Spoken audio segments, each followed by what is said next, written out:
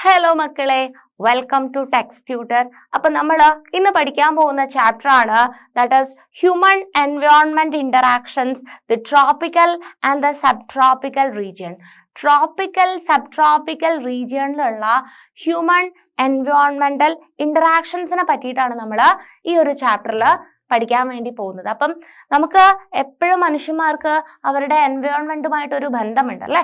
നമ്മൾ മനുഷ്യന്മാർ ജീവിക്കുന്നത് നമ്മുടെ ഒരു പരിസ്ഥിതിയുമായിട്ട് നമുക്ക് ബന്ധമുണ്ട് അല്ലെ. നമ്മൾ പല പല ആവശ്യങ്ങൾക്ക് വേണ്ടിയിട്ട് പരിസ്ഥിതിയെ നമ്മൾ അപ്രോച്ച് ചെയ്യുന്നുണ്ട് അല്ലെ. നമുക്ക് വേണ്ട ഫുഡ് തരുന്നുണ്ട്, വെള്ളം തരുന്നുണ്ട്, നമുക്ക് ബാക്കിയുള്ള ആവശ്യങ്ങളെല്ലാം അല്ലെ. നമുക്ക് ഈവൺ ക്ലോത്ത് ഉണ്ടാക്കണം എന്നുണ്ടെങ്കിൽ നമ്മൾ കോട്ടൺ, അത് പ്രകൃതി തരുന്നതാണ്. ഭക്ഷണം എല്ലാം ആര് തരുന്നതാണ്? പ്രകൃതി തരുന്നതാണ് അല്ലെ. സോ എൻവയോൺമെന്റുമായിട്ട് ഹ്യൂമണിന് ഒരു ഇന്ററാക്ഷൻ ഉണ്ട് അല്ലെ.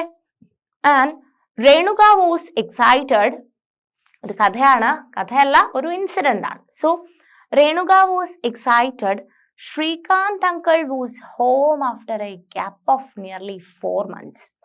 He was a wildlife photographer and traveled widely. അപ്പം രേണുകയുടെ ശ്രീകാന്ത് അങ്കിള് വന്നിട്ട് അദ്ദേഹം ഒരു വൈൽഡ് ലൈഫ് ഫോട്ടോഗ്രാഫർ ആണ്. ഒത്തിരി സ്ഥലങ്ങളിലൊക്കെ ട്രാവൽ ചെയ്തിട്ടുണ്ട്.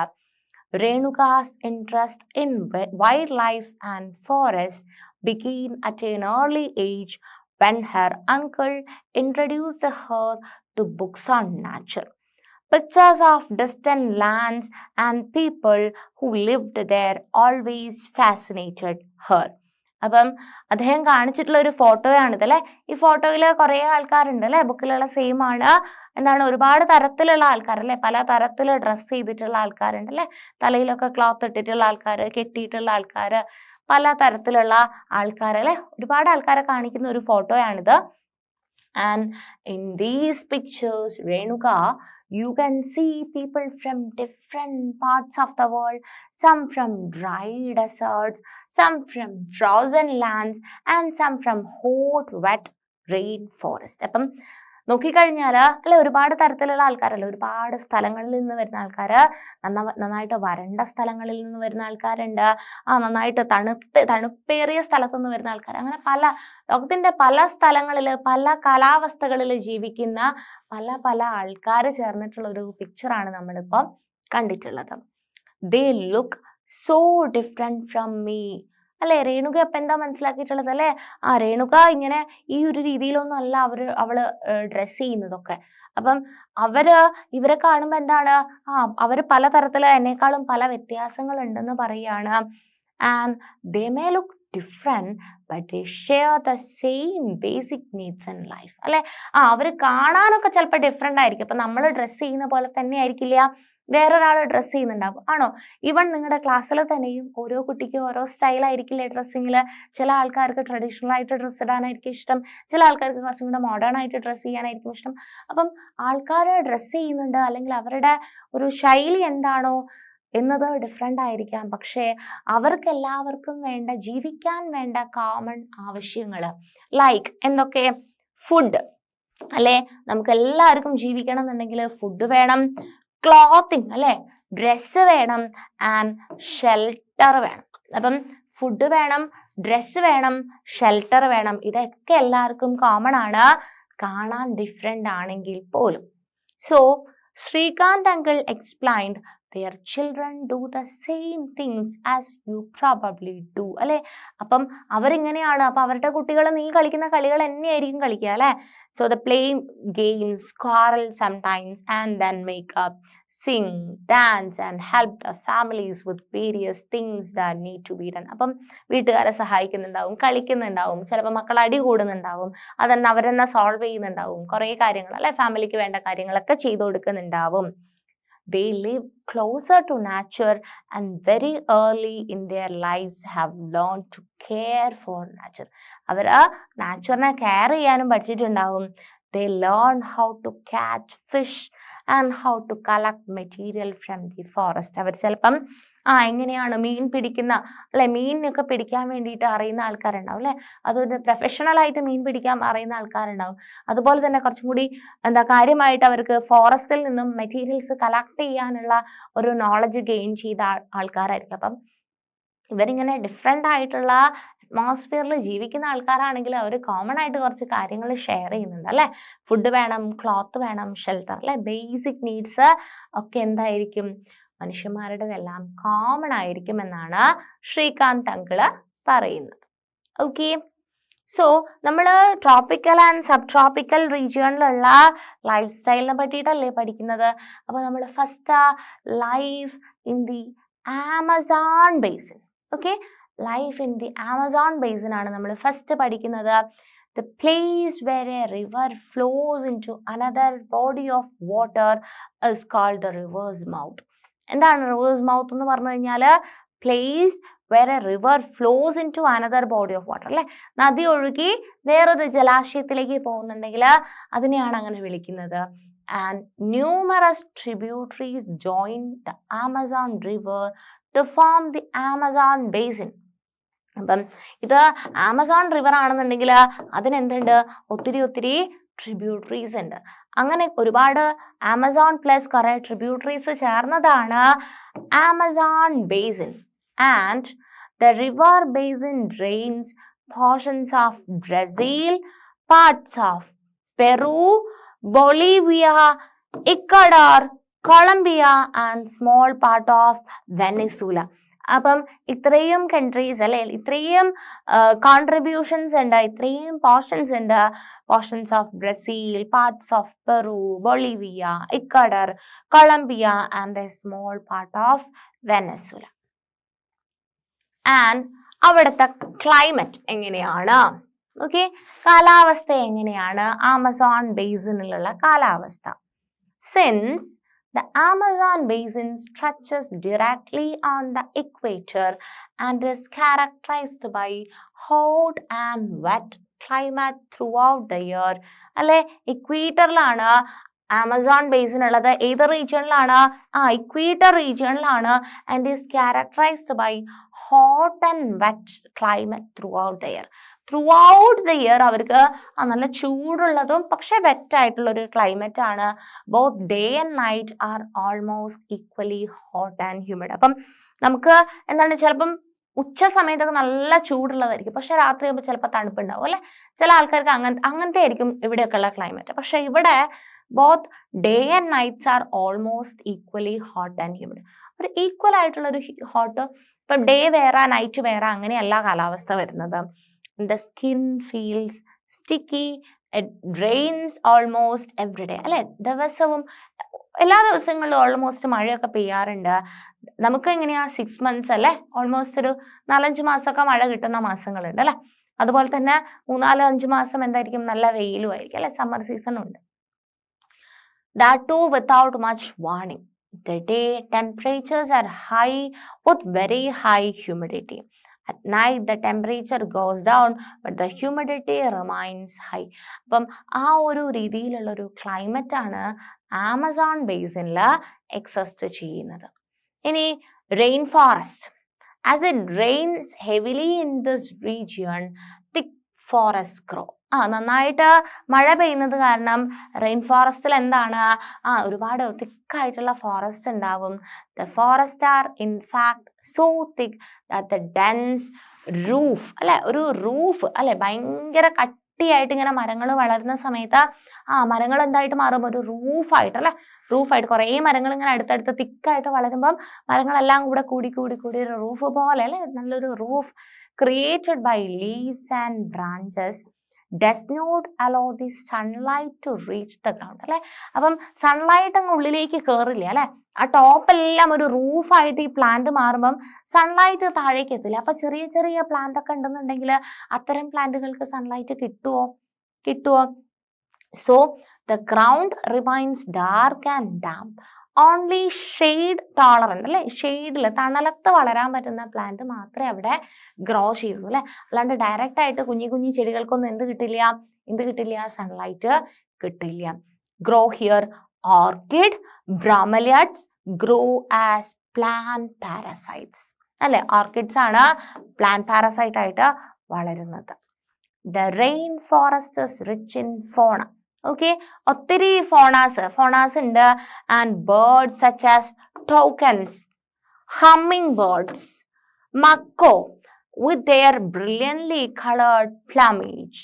Oversized bills for eating make them different from birds we commonly see in India.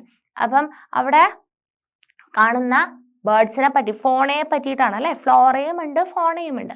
ഇവിടെ നമ്മൾ ഫോണയെ പറ്റിയിട്ടാണ് പറയുന്നത്.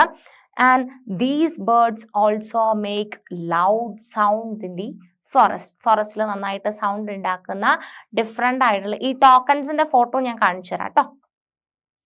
And animals like monkeys, sloth and ant-eating tapirs are found here. ടാപ്പറും ഞാൻ കാണിച്ചു തരാം കേട്ടോ. Various species of reptiles and snakes also thrive in these jungles. അപ്പം reptiles, snake, birds, animals അങ്ങനെ ഡിഫറെൻ്റ് ആയിട്ടുള്ള ഒത്തിരി ഫോണ കാണുന്നുണ്ട് ഈ ഒരു റെയിൻ ഫോറസ്റ്റിൽ. And crocodiles, snakes, pythons abound. Anaconda and boa constrictor are some of these species. Besides, the basin is home to thousands of species of insects.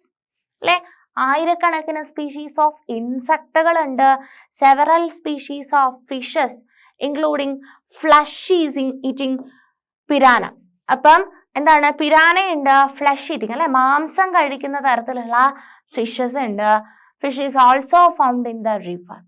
This basin is thus extraordinarily rich in variety of life found. അല്ലെ, different ആയിട്ടുള്ള ഒത്തിരി variety of ഫോണയുള്ള ഒരു ഇതാണ് ഈ പറഞ്ഞിരിക്കുന്ന ഈ basin.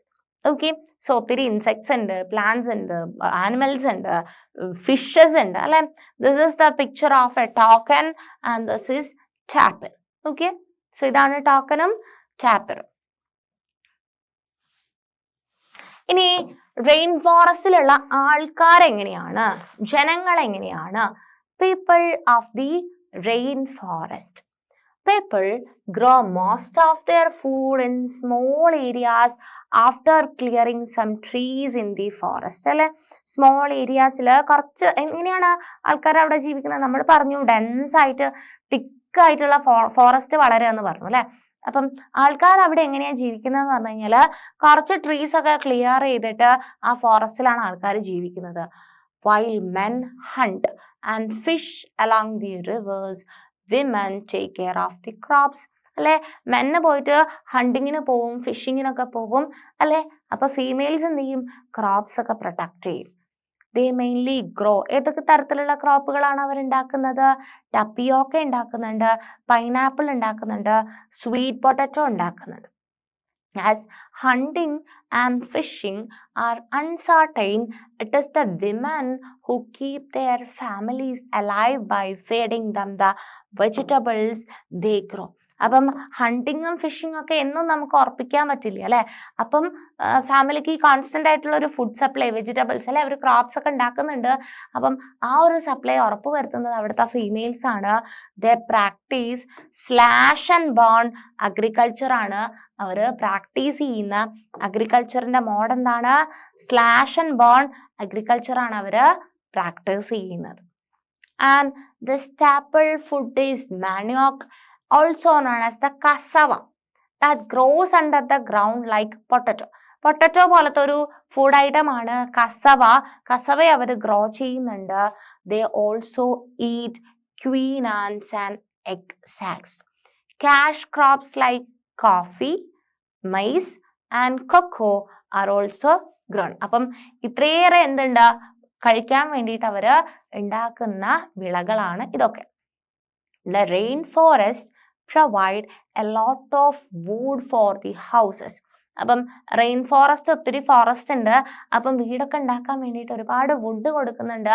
Rain ഫോറസ്റ്റിൽ ഒത്തിരി മരങ്ങളുണ്ട് അല്ലെ. Some families live in thatched houses shaped like a beehives. അല്ലെ, beehives പോലത്തെ ഷേപ്പിലുള്ള വീടുകൾ ഉണ്ടാക്കുന്ന ആൾക്കാരും ഉണ്ട്. There are other large apartment-like houses called maloka with a steeply standing roof. അതുപോലെ തന്നെ അപ്പം ബീഹൈവ്സ് ഷേപ്ഡ് ആയിട്ടുള്ള വീടുകളുണ്ട്, അപ്പാർട്ട്മെന്റ് ലൈക്ഡ് ആയിട്ടുള്ള ഹൗസസ്, അതിനെ മലോക്ക എന്നാണ് പറയുന്നത്.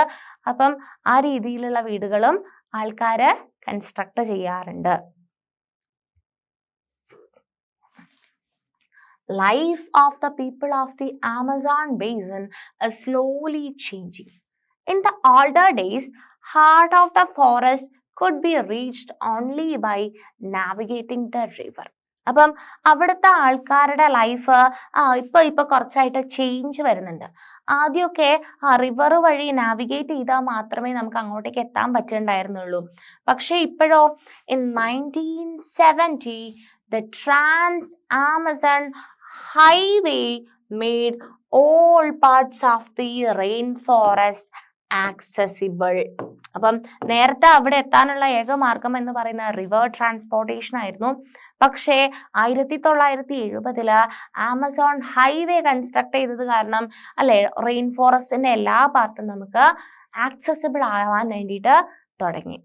Aircraft and helicopters are also used for reaching various places. അപ്പം നമുക്ക് എയർ വഴിയുള്ള എയർക്രാഫ്റ്റും ഹെലികോപ്റ്റേഴ്സ് ഒക്കെ യൂസ് ചെയ്യാൻ വേണ്ടിയിട്ടും പറ്റുന്നുണ്ട്. The indigenous population was pushed out from the area and forced to settle in new areas where they continue to practice their distinctive way of farming. അപ്പം indigenous ആയിട്ടുള്ള ആൾക്കാർ അവിടുന്ന് പുറത്തേക്ക് ആക്കപ്പെട്ടിട്ട് വേറെ വേറെ സ്ഥലങ്ങളിലേക്കൊക്കെ മാറേണ്ടതായിട്ടും വരുന്നുണ്ട്. അവിടെയും അവരുടെ ഡിസ്റ്റിങ്റ്റീവ് ആയിട്ടുള്ള ആ ഒരു ഫാമിംഗ് മെത്തേഡ് അവർ പ്രാക്ടീസ് ചെയ്യുന്നുണ്ട്. And the developmental activities are leading to the gradual destruction of the biologically diverse rainforests. അപ്പം ഈ പറഞ്ഞിരിക്കുന്ന ബ്രിഡ്ജസ് കൺസ്ട്രക്ഷൻ അല്ലെ ആൾക്കാർ അങ്ങോട്ടേക്ക് അവർക്ക് ആക്സസിബിൾ ആവുകയാണ് അല്ലെ, പുറത്തുനിന്ന് അങ്ങോട്ടേക്ക് ഉള്ളിലേക്ക് കയറാനുള്ള ഒരു ആക്സസ് കിട്ടുകയാണ്. അപ്പം അവിടെ ഒരുപാട് കാര്യങ്ങൾ ചേഞ്ചസ് നടക്കുന്നുണ്ട്, ഡെവലപ്മെന്റൽ ആക്ടിവിറ്റീസ് നടക്കുന്നുണ്ട്. അപ്പം അങ്ങനെ ഡെവലപ്മെന്റൽ ആക്ടിവിറ്റീസ് നടക്കുന്ന സമയത്ത് അതെന്തിനു വഴിവെക്കുന്നുണ്ട്? Gradual destruction of the biologically diverse ആയിട്ടുള്ള റെയിൻ ഫോറസ്റ്റിന്റെ ഡിസ്ട്രക്ഷനിലേക്ക് വഴിവെക്കുന്നുണ്ട്. നമ്മൾ പറഞ്ഞു അല്ലെ, ഒത്തിരി തരത്തിലുള്ള ഫ്ലോറ അല്ലെ, ഒത്തിരി തരത്തിലുള്ള ഫോൺ അല്ലെ, തിക്കായിട്ടുള്ള ഫോറസ്റ്റും ഒരുപാട് ഡിഫറെൻ്റ് ആയിട്ടുള്ള ഇൻസെക്ട്സും പ്ലാന്റ്സും ആനിമൽസ് ഒക്കെ ഓക്യുപ്പൈ ചെയ്യുന്നുണ്ട്. അപ്പം ഇവിടെ ഇങ്ങനത്തെ ഡെവലപ്മെന്റൽ ആക്ടിവിറ്റീസ് നടക്കുന്ന സമയത്ത് അത് ഡിസ്ട്രക്ഷൻ ഉണ്ടാക്കുന്നുണ്ട്.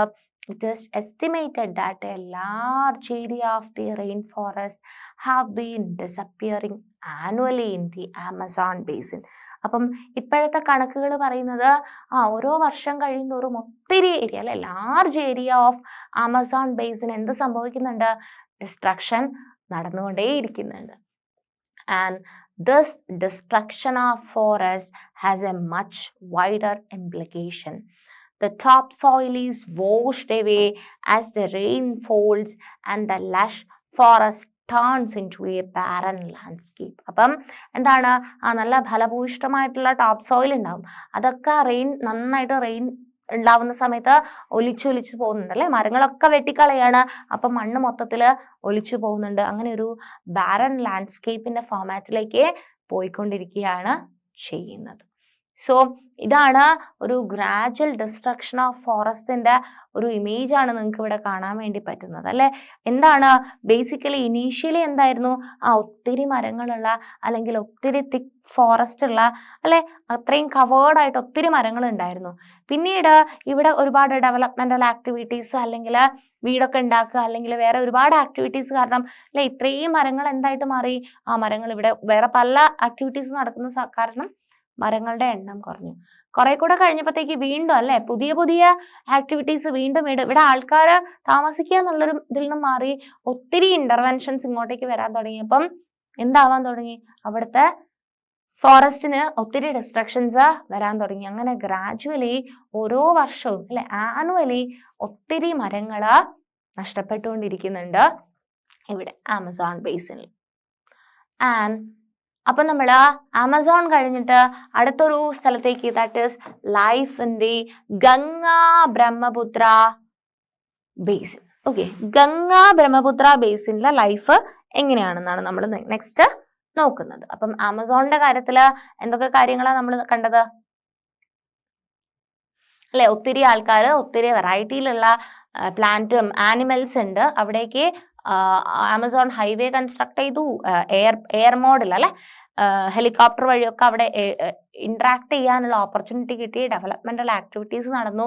അപ്പം അവിടുത്തെ ഫോറസ്റ്റ് ഒക്കെ കുറയുന്നുണ്ട്. പിന്നെ അവിടുത്തെ ക്ലൈമറ്റിനെ പറ്റിയിട്ട് നമ്മൾ ഡീറ്റെയിൽ ആയിട്ട് നോക്കി.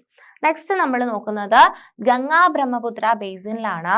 The tributaries of rivers Ganga and Brahmaputra together form the Ganga Brahmaputra basin in the Indian subcontinent. അപ്പം ഗംഗയുടെയും ബ്രഹ്മപുത്രയുടെയും നദികൾ അല്ലെ, രണ്ട് റിവേഴ്സ് ഉണ്ട്, അതിന്റെ ട്രിബ്യൂട്ടറീസും കൂടെ ചേർന്നിട്ടാണ് ഇന്ത്യൻ സബ് കോണ്ടിനെന്റില് ഗംഗ ബ്രഹ്മപുത്ര ബേസിൻ ഫോം ചെയ്യുന്നത്.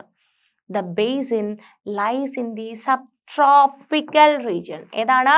Sub tropical region that is situated between 10 degree and to 30 degree and latitude. അപ്പം latitude 10 degree and to 30 degree എന്നില് സബ് ട്രോപ്പിക്കൽ റീജിയണില് ഇന്ത്യൻ സബ് കോണ്ടിനെന്റിലായിട്ടാണ് ഗംഗ ബ്രഹ്മപുത്ര ബേസിൻ കാണപ്പെടുന്നത്.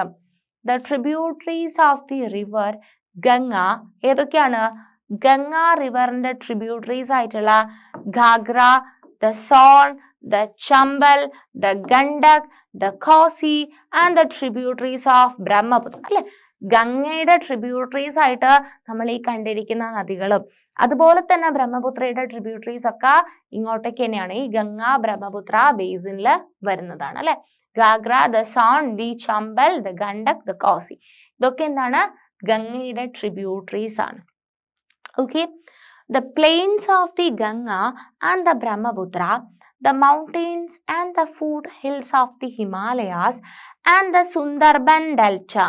Okay, അപ്പം ഈ ഡെൽറ്റ ഗംഗ ബ്രഹ്മപുത്ര ബേസിന്റെ ഇമ്പോർട്ടൻ്റ് ആയിട്ടുള്ള അല്ലെ ഒരു ആസ്പെക്റ്റ് ആണ് ഈ പറഞ്ഞിരിക്കുന്ന കാര്യങ്ങൾ. സുന്ദർബൻ ഡെൽറ്റയൊക്കെ ഈ പ്ലെയിൻസ് ഓഫ് ഗംഗ അല്ലെ, ഗംഗാ സമതലം, അതുപോലെ തന്നെ ബ്രഹ്മപുത്രയുടേതും and mountains and the foothills of the Himalayas, Himalayan മൗണ്ടെയിൻസും അതുപോലെ തന്നെ സുന്ദർബൻ ഡെൽറ്റ ഇമ്പോർട്ടൻ്റ് ആണ്.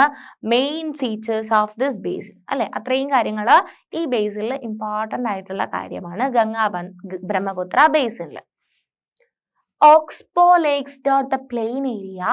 The area is dominated by monsoon climate. ഏത് ക്ലൈമറ്റ് ആണ്?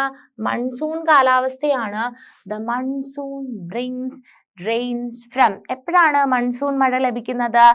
mid-June to mid-September. Okay, June പകുതി മുതൽ സെപ്റ്റംബർ പകുതി വരെയാണ് മൺസൂൺ മഴ ലഭിക്കുന്നത്. The summers are hot and winters cool അല്ലെ. സമ്മർ സീസൺ ഭയങ്കര ചൂടുള്ള കാലമാണ്, വിന്റർ സീസൺ ഭയങ്കര തണുപ്പുള്ള കാലമാണ്.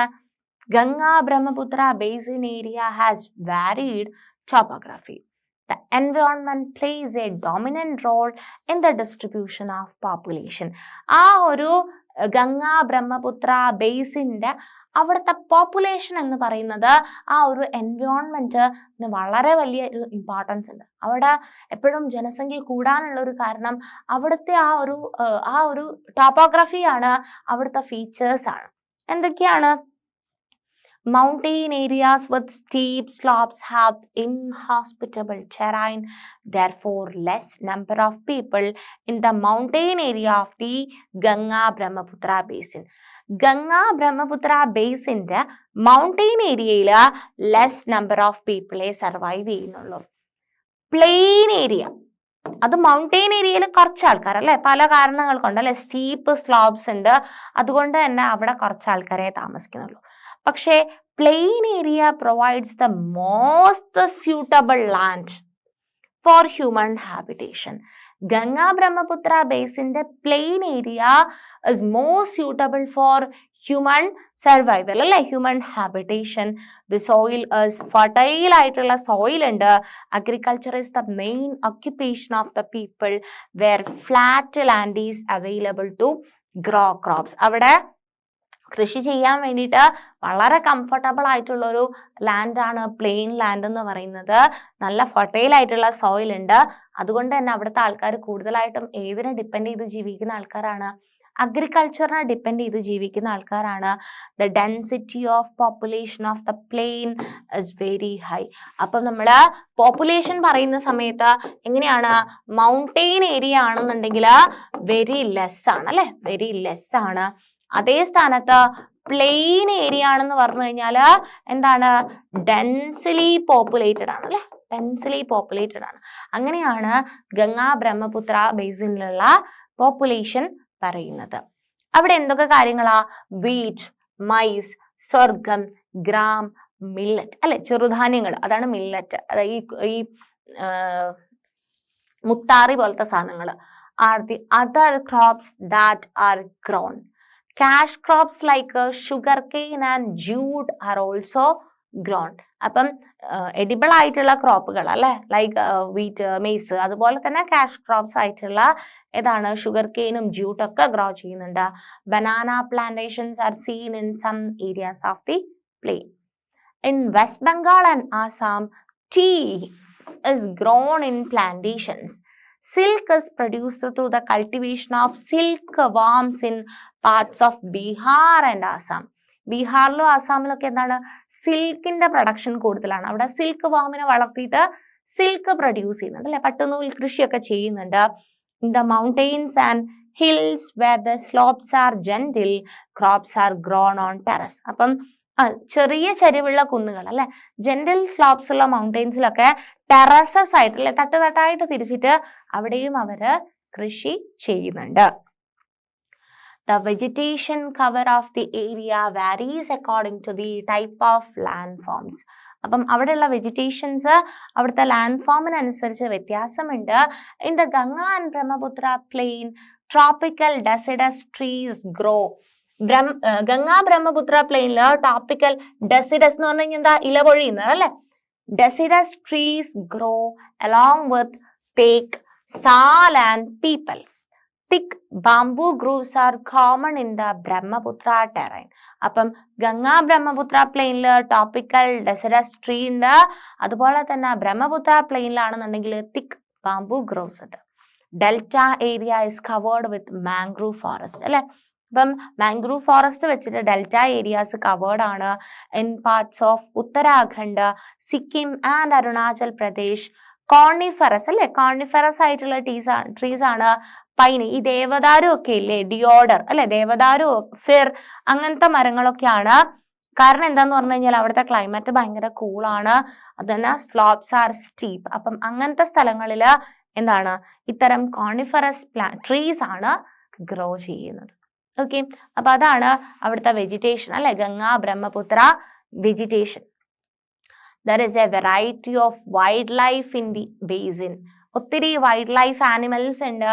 എലിഫൻസ്, ടൈഗേഴ്സ്, ഡീർ, മങ്കീസ്, ഇതൊക്കെ ഈ ബേസിനിൽ കാണുന്ന ഇമ്പോർട്ടൻ്റ് ആയിട്ടുള്ള വൈൽഡ് ലൈഫ് ആനിമൽ ആണ്. One horned rhinoceros is found in the Brahmaputra plain. In the delta area, Bengal tiger and crocodiles are found. അപ്പൊ നിങ്ങളിത് ഇമ്പോർട്ടൻ്റ് ആയിട്ട് ഇത് നിങ്ങൾ സെപ്പറേറ്റ് ആയിട്ട് എഴുതിയിട്ട് പഠിക്കണം കേട്ടോ. എന്താണ് വൺ ഹോൺഡ് റൈനോസേഴ്സ് എവിടെയാ കാണുന്നത്, ബ്രഹ്മപുത്ര ബേസിനിലാണ്. അതുപോലെ തന്നെ ഡെൽറ്റ ഏരിയയില് ബംഗാൾ ടൈഗറും അതുപോലെ തന്നെ ക്രോക്കഡൈൽസും ഉണ്ട്. Aquatic life abound in the fresh river waters, the lakes and the Bay of Bengal Sea. അപ്പൊ അത്രയും സ്ഥലങ്ങളിലെ aquatic life. Most popular varieties of the fish എന്ന് പറയുന്നത് ഏതൊക്കെ തരത്തിലുള്ള ഫിഷാണ് ഏറ്റവും പോപ്പുലർ ആയിട്ടുള്ളത്, റോഹു, കട്ല, ഹിൽസ. അപ്പം റോഹു, കട്ല, ഹിൽസ എന്നീ പറയുന്ന ഫിഷസ് അല്ലെ പല സ്ഥലങ്ങളിലായിട്ട് ഉണ്ട്. Fish and rice is the staple diet of the people living in this area. അപ്പം ഇവിടുത്തെ ആൾക്കാർക്ക് ഏറ്റവും ഫേവറേറ്റ് ആയിട്ടുള്ള ഡയറ്റ് അല്ലെങ്കിൽ കൂടുതലായിട്ട് കഴിക്കുന്ന ഡയറ്റ് എന്ന് പറയുന്നത് എന്താണ്, ചോറും ഫിഷും അല്ലെ. Rice and fish is the staple diet of the people living the area. ഇതാണ് എന്ന് പറയുന്നത് ഗംഗാ ബ്രഹ്മപുത്രത്തിലെ വൈൽഡ് ലൈഫും അതുപോലെ തന്നെ അക്വാട്ടിക് ലൈഫും. Okay, Ganga Brahmaputra plain has several big towns and cities. ഒത്തിരി വലിയ പട്ടണങ്ങളും സിറ്റീസ് ഒക്കെ. കാരണം എന്താണ് പ്ലെയിൻ ഏരിയയിൽ എന്താണ് പോപ്പുലേഷൻ കൂടുതലാണ് അല്ലെ. പോപ്പുലേഷൻ കൂടുന്നതിനനുസരിച്ച് ആവശ്യങ്ങൾ കൂടുന്നതിനനുസരിച്ച് എന്താണ് അവിടുത്തെ സിറ്റീസും അല്ലെ അവർ സിറ്റീസ് ആയിട്ട് ഇപ്പം മർച്ചന്റ് ആവശ്യങ്ങൾക്കും അല്ലെങ്കിൽ ട്രേഡിംഗ് ഒക്കെ ഉണ്ടായിട്ട് അവിടെ സിറ്റീസ് ഡെവലപ്പ് ആവാൻ തുടങ്ങും. And the cities of Allahabad, Kanpur, Varanasi, Lucknow, Patna and Kolkata all with the population of more than 10 lakh അല്ലെ. ഏതൊക്കെ സിറ്റീസ് ആണുള്ളത്? 10 ലക്ഷത്തിന് മേലെ ആൾക്കാര് ജീവിക്കുന്നുണ്ട് അല്ലെ. Allahabad, Kanpur, Varanasi, Lucknow, Patna and Kolkata all with the population of more than 10 lakh are located along the river Ganga. The wastewater from these towns and the industries is discharged into rivers. ഈ ടൗണിലൊക്കെ അപ്പോൾ പോപ്പുലേഷൻ ഒരു സ്ഥലത്ത് ഹൈലി പോപ്പുലേറ്റഡ് ആവണമെന്നുണ്ടെങ്കിൽ അവിടെ വേസ്റ്റസിന്റെ അളവും കൂടുതലായിരിക്കും അല്ലെ, ഉറപ്പല്ലേ? കാരണം ആൾക്കാരുടെ എണ്ണം കൂടുന്നതിനനുസരിച്ച് മലിനീകരണവും കൂടുതലായിരിക്കും, പൊല്യൂഷനും കൂടുതലായിരിക്കും. അപ്പം അവിടെ നിന്നൊക്കെയുള്ള വേസ്റ്റ് വാട്ടർ എങ്ങോട്ടേക്ക് പോകുന്നുണ്ട്? റിവേഴ്സിലേക്ക് ഡിസ്ചാർജ് ചെയ്യുന്നുണ്ട്. അപ്പം this leads to the pollution of the rivers അല്ലെ. സ്വാഭാവികമായിട്ടും റിവർ പൊല്യൂഷൻ ഉണ്ടാവും. All the 4 ways of transport are well developed in Ganga Brahmaputra basin. അപ്പം ഒത്തിരി ആൾക്കാർ താമസിക്കുന്നുണ്ട്, വേസ്റ്റ് വാട്ടർ റിവറിലേക്ക് കളയുന്നുണ്ട്, റിവർ പൊല്യൂട്ടഡ് ആവാനുള്ള സാധ്യതയും ഉണ്ട്. അതുപോലെ തന്നെ ഇവിടുത്തെ ട്രാൻസ്പോർട്ട് സിസ്റ്റം എല്ലാ തരത്തിലുള്ള 4 തരത്തിലുമുള്ള ട്രാൻസ്പോർട്ട് സിസ്റ്റം ഇവിടെ അവൈലബിൾ ആണ്. Plain areas, the roadways and railways transport the people from one place to another. അപ്പം പ്ലെയിൻ ആയിട്ടുള്ള സ്ഥലമാണെന്നുണ്ടെങ്കിൽ അവിടെ റോഡ് ഉണ്ട്, റെയിൽവേസ് ഉണ്ട്. അതുപോലെ തന്നെ വാട്ടർവേസ് ഉണ്ട്. Is an effective means of transport particularly along the rivers. ഇപ്പം നദിയിൽ കൂടെയൊക്കെ ആണെന്നുണ്ടെങ്കിൽ വാട്ടർവേസും അവിടെ അവൈലബിൾ ആണ്. And Kolkata is an important port on the river Hooghly. Hooghly നദീതീരത്തുള്ള ഇമ്പോർട്ടൻ്റ് ആയിട്ടുള്ള ഒരു പോർട്ടാണ് ഏത്? Kolkata. And the plain area also has a large number of airport. അതുപോലെ തന്നെ എയർപോർട്ടും ഉണ്ട്. അപ്പം 4 തരത്തിലുള്ള ട്രാൻസ്പോർട്ട് അല്ലെ, road, railway, water transport, airport എല്ലാം ഉണ്ട് ഈ ഒരു ഗംഗാ ബ്രഹ്മപുത്ര ബേസിനിൽ. അതുപോലെ തന്നെ അവിടുത്തെ വേറൊരു ഇമ്പോർട്ടൻ്റ് ആയിട്ടുള്ള പെക്യുലർ ഫീച്ചർ ആണ് ടൂറിസം. എന്താണ്? tourism. So tourism is another important activity of the basin. ഏതാണ് ഇമ്പോർട്ടൻ്റ് ആയിട്ടുള്ള ടൂറിസ്റ്റ് പ്ലേസുകൾ? താജ്മഹൽ എന്ന് കേട്ടിട്ടില്ലേ? So Taj Mahal on the banks of river Yamuna in Agra. Okay, ആഗ്രയില് യമുന നദീ തീരത്തുള്ള ഏത്? താജ്മഹൽ ഇമ്പോർട്ടൻ്റ് ആയിട്ടുള്ള ഒരു ടൂറിസ്റ്റ് പ്ലേസ് ആണ്. And Allahabad on the confluence of the rivers Ganga and Yamuna and Buddhist stupas in Uttar Pradesh and Bihar അല്ലെ. ബുദ്ധിസ്റ്റിന്റെ സ്തൂപാസ് ഉണ്ട്. അതുപോലെ തന്നെ Lucknow and with its Imambara ലക്നൌല് Imambara. So Assam with Kaziranga and Manas with wildlife sanctuaries and Arunachal Pradesh with a distinct tribal culture are some of the places worth a visit. അപ്പം ഇത്രയും സ്ഥലങ്ങൾ എല്ലാം എന്താണ് ടൂറിസത്തിന് നമ്മളൊന്ന് വിസിറ്റ് ചെയ്യാൻ വേണ്ടിയിട്ട് ഇത്രയും ഇമ്പോർട്ടൻ്റ് ആയിട്ടുള്ള ഒത്തിരി ഭംഗിയുള്ള ഒരുപാട് സ്ഥലങ്ങളുണ്ട്. സോ അത്രയുമാണ് നമുക്ക് ഗംഗാ ബ്രഹ്മപുത്ര ബേസിനെ പറ്റിയിട്ട് പഠിക്കാനുള്ളത്. അപ്പം ഗംഗാ ബ്രഹ്മപുത്ര ബേസിനെ പറ്റിയിട്ട് പ്ലെയിനിൽ പോപ്പുലേഷൻ കൂടുതലും അതുപോലെ തന്നെ ഹില്ലി മൗണ്ടെയിൻ ഏരിയാസിൽ പോപ്പുലേഷൻ കുറവാണെന്ന് പറഞ്ഞു. പിന്നെ നമ്മൾ അവിടുത്തെ ക്ലൈമറ്റ് പറഞ്ഞു. അതിനുശേഷം അവിടുത്തെ ആൾക്കാരുടെ ജീവിത മാർഗം അല്ലെ, പോപ്പുലേറ്റഡ് ആയിട്ടുള്ള സ്ഥലത്ത് അഗ്രികൾച്ചറിന് ഫേവറബിൾ ആയിട്ടുള്ള കാര്യങ്ങൾ സോയിലും കാര്യങ്ങളൊക്കെ നമ്മൾ പറഞ്ഞു. അവിടെ ഏതൊക്കെ തരത്തിലുള്ള ക്രോപ്പുകളാണ് കൾട്ടിവേറ്റ് ചെയ്യുന്നതെന്ന് പറഞ്ഞു അല്ലെ. ടീ ഉണ്ട്, അല്ലാതെ കഴിക്കാൻ പറ്റുന്ന വീറ്റ്, മൈസ്, കൊമേഴ്ഷ്യൽ ആയിട്ടുള്ള പ്ലാന്റുകൾ, അതുപോലെ തന്നെ അവിടുത്തെ വെജിറ്റേഷൻസ് പറഞ്ഞു. അതുപോലെ തന്നെ അവിടുത്തെ വൈൽഡ് ലൈഫ് പറഞ്ഞു, അക്വാട്ടിക് ലൈഫ് പറഞ്ഞു. പിന്നെ നമ്മൾ അവിടുത്തെ സിറ്റീസ് അല്ലെ, സിറ്റീസ് എങ്ങനെ ഡെവലപ്ഡ് ആയി എന്ന് പറഞ്ഞു. അതുപോലെ അവിടുത്തെ ട്രാൻസ്പോർട്ട്, 4 തരത്തിലുള്ള ട്രാൻസ്പോർട്ട്, ടൂറിസത്തിന് വിസിറ്റ് ചെയ്യാൻ പറ്റിയ ഇമ്പോർട്ടൻ്റ് ആയിട്ടുള്ള സ്ഥലങ്ങളും നമ്മൾ പറഞ്ഞു കഴിഞ്ഞു. ഇനി അപ്പൊ ഇത്രയാണ് ഈ ചാപ്റ്ററിൽ മെയിൻ ആയിട്ട് നമ്മൾ പഠിക്കുന്നത്. ഇനി ഇവിടെ ഒരു കേസ് സ്റ്റഡി കൊടുത്തിട്ടുണ്ട്. ലേക്ക് എ സോഴ്സ് ഓഫ് ലൈവ്ലിഹുഡ് എന്ന് പറയുന്ന ഒരു case study. Okay, lake A source of livelihood. So Binod is a fisherman living in the Matwali Mound village of Bihar. അപ്പം ബീഹാറിലെ ഒരു വില്ലേജിൽ താമസിക്കുന്ന ആളാണ് ബിനോദ് എന്ന് പറയുന്നത്. He is a happy man today with the efforts of the fellow fishermen Ravinder, Kishore, Rajiv and others. He cleaned the Mon or the Oxbow Lake to cultivate different varieties of fish. അല്ലെ, Oxbow Lake clean ചെയ്ത് different ആയിട്ടുള്ള മത്സ്യ കൃഷി നടത്തുകയാണ്. The local weed that is Valineria hydrilla that grows in the lake is the food of the fish. ആ ഫിഷിന്റെ food എന്ന് പറയുന്നത് ഒരു വീടാണ്, അല്ലെ, ലോക്കലായിട്ടുള്ള ഒരു വീടാണ്. അതായിരുന്നു ആ ഫിഷിന്റെ ഫുഡ് എന്ന് പറയുന്നത്. The land around the lake is fertile. ആ ലേക്കിന് ചുറ്റുമുള്ള ലാൻഡ് ഫർട്ടൈൽ ആയതുകൊണ്ട് he sows crops such as paddy, mice and pulses in these fields. അതുകൊണ്ട് തന്നെ അദ്ദേഹം അവിടെ പാഡിയും മെയ്സും പൾസസ് ഒക്കെ എന്ത് ചെയ്തു, കൾട്ടിവേറ്റ് ചെയ്തു. The buffalo is used to plough the land. അദ്ദേഹം ലാൻഡ് പ്ലോ ചെയ്യാൻ വേണ്ടിയിട്ട് ആരെ ഉപയോഗിച്ചു, ബഫലോയെ ഉപയോഗിച്ചു. And the community is satisfied. അപ്പം അദ്ദേഹം മത്സ്യകൃഷി ചെയ്യുന്നുണ്ട്, അവിടുത്തെ വീടിനെ എടുത്തിട്ട് എന്ത് ചെയ്യുന്നുണ്ട്, മത്സ്യത്തിന് ഫുഡായിട്ട് കൊടുക്കുന്നുണ്ട്. ലാൻഡ് ഫർട്ടൈൽ ആയത് കാരണം അവിടെ ഒത്തിരി ക്രോപ്സ് കൾട്ടിവേറ്റ് ചെയ്യുന്നുണ്ട്, ലാൻഡ് ഉഴുതു മറിക്കുന്നുണ്ട്. അതുകൊണ്ട് തന്നെ കമ്മ്യൂണിറ്റി ഈസ് വെരി സാറ്റിസ്ഫൈഡ്.